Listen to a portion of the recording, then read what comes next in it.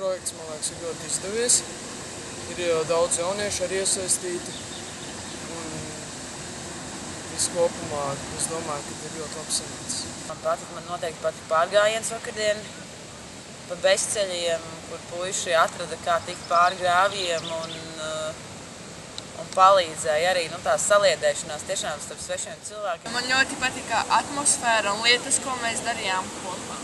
Manuprāt, projekts bija ļoti interesants, jo es daudz ko par dabu nezināju un par Liedas kalniem un Liedas upi, tāpēc man viss šis likās ļoti interesanti. Man patika, ka mēs bijām kopā daudzi cilvēki no vairākiem novadiem, ka tu varēji justies nevis tā kā ir moderni mūsdienās teikt, ka tu esi pasaules pilsonis, bet es šoreiz jutos tā kā vidzemes pilsonis, un es biju ļoti lepna par to.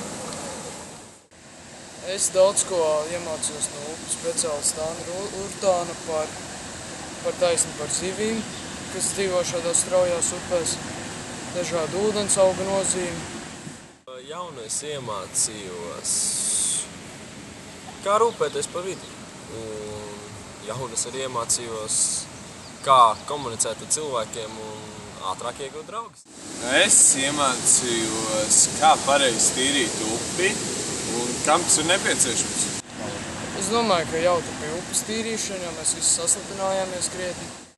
Jautri bija tas, ka es varēju saliedēt darbā, strādāt ar jauniešiem, manā vecuma cilvēkiem un arī vecākiem cilvēkiem.